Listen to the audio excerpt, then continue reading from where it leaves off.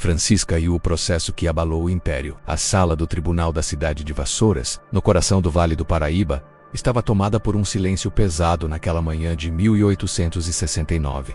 Nos bancos de madeira, fazendeiros de café entreolhavam-se desconfortáveis. Nunca antes uma mulher escravizada havia levado seu senhor a julgamento por violência sexual, e aquilo representava uma rachadura perigosa na ordem que sustentava todo o império do café. Francisca tinha 23 anos, quando finalmente encontrou coragem para falar. Seu corpo magro tremia sob o vestido de chita desbotado, mas seus olhos negros permaneciam fixos no homem sentado do outro lado da sala. O comendador José Francisco de Lacerda, respeitado proprietário de mais de 200 escravizados, homem de influência política e amigo íntimo de autoridades provinciais. Ajustava o colarinho engomado com a tranquilidade de quem sabia que a justiça imperial raramente alcançava homens de sua posição. O processo havia começado 3 meses antes, quando Francisca apareceu na delegacia de polícia acompanhada de um jovem advogado abolicionista vindo da capital. A denúncia era chocante não pela natureza do crime, pois todos sabiam que o corpo das mulheres escravizadas era considerado propriedade de seus senhores, mas porque alguém ousava transformar em crime público aquilo que a sociedade preferia esconder sob o manto do silêncio. Francisca nascera na própria fazenda Santa Cruz, filha de Maria, também escravizada. Seu pai era desconhecido oficialmente,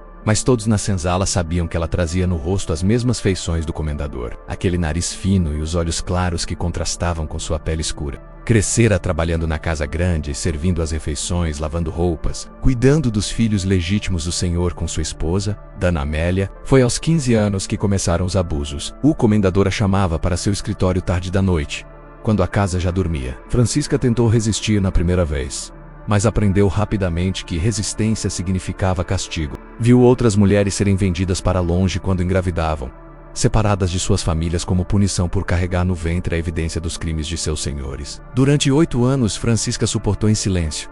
Engravidou 4 vezes. O primeiro bebê nasceu morto. O segundo foi vendido quando tinha apenas 6 meses, enviado para uma fazenda no interior de Minas Gerais, e ela nunca mais soube dele. A terceira gravidez terminou em aborto espontâneo depois que o comendador a espancou por ter derramado café em seu documento importante. A quarta criança, uma menina que Francisca chamou de Rosa, tinha agora 2 anos e dormia no colo da avó na senzala, enquanto a mãe enfrentava o tribunal. O que levou Francisca a denunciar foi a chegada de sua irmã mais nova, Joaquina, aos 13 anos, à casa grande. Quando viu o comendador observar a menina com aquele mesmo olhar que conhecia tão bem, algo dentro dela se rompeu. Não permitiria que a história se repetisse. O advogado abolicionista, Dr. Rodrigo Mendes, havia chegado a Vassouras investigando casos para fortalecer a causa abolicionista na corte. Encontrou em Francisca não apenas uma vítima, mas uma testemunha articulada e corajosa. Ela sabia ler, habilidade rara entre os escravizados, aprendida secretamente com um antigo feitor mais benevolente que já havia falecido. No tribunal,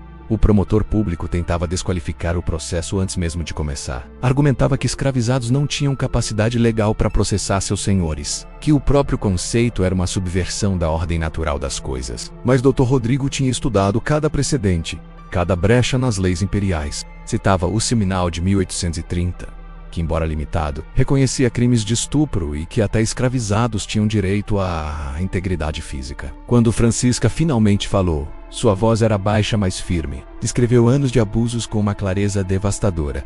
Não chorou, não dramatizou. Apenas relatou os fatos com uma precisão que fazia os presentes desviarem o olhar. Contou como o comendador a ameaçava, dizendo que venderia sua mãe se ela contasse a alguém. Como Dona Amélia sabia de tudo, mas preferia culpar as escravizadas, chamando-as de sedutoras, de destruidoras de lares, o comendador negou tudo. Seu advogado apresentou testemunhas, todos homens brancos de propriedade, que juraram pela honra do fazendeiro. Alegaram que Francisca era mentirosa, promíscua, que inventava histórias para conseguir alforria ou vingança por algum castigo merecido. Era a estratégia esperada: destruir a credibilidade da vítima, transformá-la em vilã. Mas Dr. Rodrigo tinha mais provas. Conseguira depoimentos de outros escravizados da fazenda, documentos que provavam a existência dos filhos de Francisca no inventário da propriedade, registros de batismo onde o padre, constrangido, havia deixado o campo do pai em branco. Trouxe até o testemunho de um médico que havia atendido Francisca após o aborto, confirmando sinais de violência. O julgamento durou 3 dias. Do lado de fora,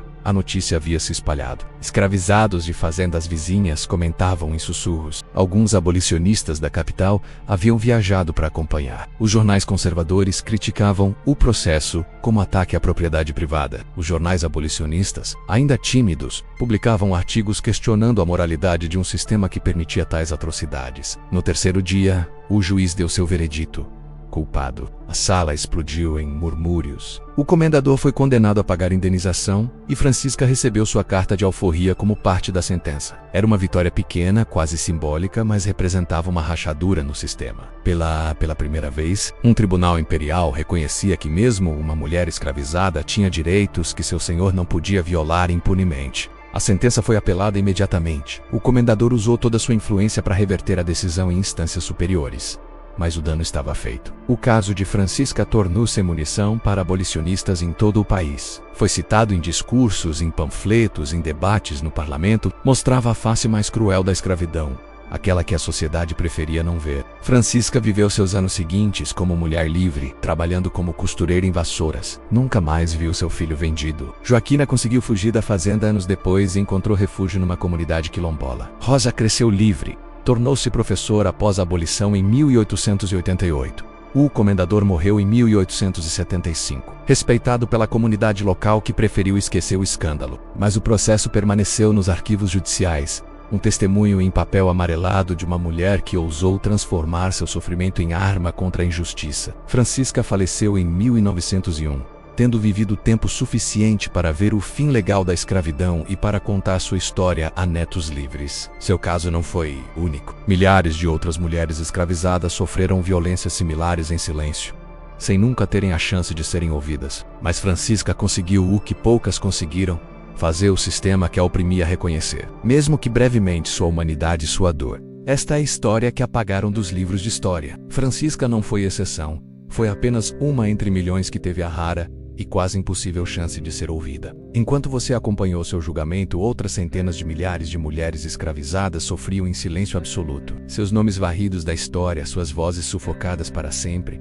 seus corpos tratados como simples propriedade. O Brasil foi o último país das Américas a abolir a escravidão. Não foi coincidência. Foram 388 anos de um sistema que enriqueceu famílias inteiras. Construiu fortunas colossais, ergueu impérios do café e do açúcar literalmente sobre a carne, o sangue e as lágrimas de milhões de seres humanos. E quando finalmente acabou, em 1888, não veio acompanhado de reparação, de distribuição de terras, de acesso à educação, de qualquer forma de justiça real. Veio apenas o abandono total e o esquecimento proposital. As feridas dessa história jamais cicatrizaram. Elas continuam sangrando até hoje nas estatísticas brutais de violência, na desigualdade racial gritante, na pobreza estrutural que tem cor e endereço, no racismo que insiste cinicamente em negar sua própria existência. Cada vez que uma mulher negra ganha 40% menos fazendo exatamente o mesmo trabalho, cada vez que um jovem negro é abordado pela polícia com violência desproporcional e morre por engano, cada vez que alguém repete que no Brasil não existe racismo, estamos perpetuando e legitimando o legado brutal daquele sistema genocida. Francisca ousou gritar quando tudo e todos esperavam apenas silêncio e submissão. Ela enfrentou um sistema inteiro desenhado para destruí-la, olhou nos olhos do homem mais poderoso de sua região e disse: não mais. Arriscou sua vida. A vida de sua filha, de sua família. Sabia que poderia ser vendida, torturada, morta. E mesmo assim falou.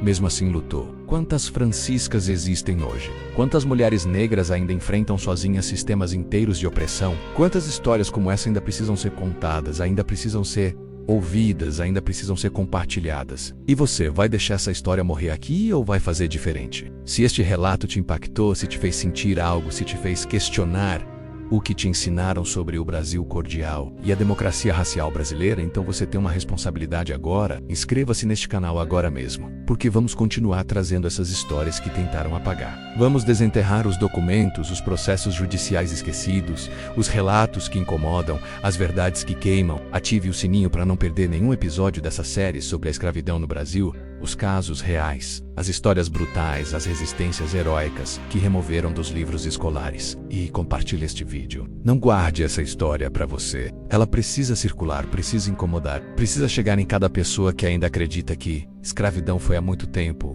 ou que já superamos isso. Compartilhe no WhatsApp, no Facebook, no Instagram, no Twitter. Marque aquele amigo que precisa ouvir isso. Mande para aquele grupo da família que adora dizer que racismo não existe. A verdadeira homenagem às vítimas da escravidão não está em feriados vazios ou monumentos de bronze. Está em reconhecer brutalmente que essa história moldou cada centímetro do Brasil que existe hoje. Está em entender que quando falamos de racismo estrutural, não é teoria de esquerdista, é a realidade concreta de séculos de violência organizada cujas consequências ainda decidem quem vive confortavelmente e quem morre. Jovem, quem tem oportunidades e quem é sistematicamente excluído. O passado não passa. Ele se transforma, ganha novas máscaras, encontra novas roupagens mais palatáveis, e só quem conhece profundamente a história tem alguma chance de não repeti-la eternamente. Francisca venceu uma batalha que parecia impossível, mas a guerra pela verdadeira igualdade racial no Brasil ainda está acontecendo agora, neste exato momento,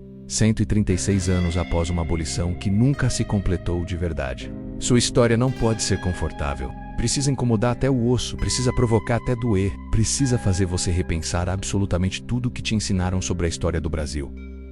Agora você sabe a verdade, e conhecimento sem ação é cumplicidade. Então eu pergunto de novo, você vai se inscrever neste canal e compartilhar essa história, ou vai deixá-la morrer no esquecimento como tentaram fazer com milhões de outras franciscas? A escolha agora é sua.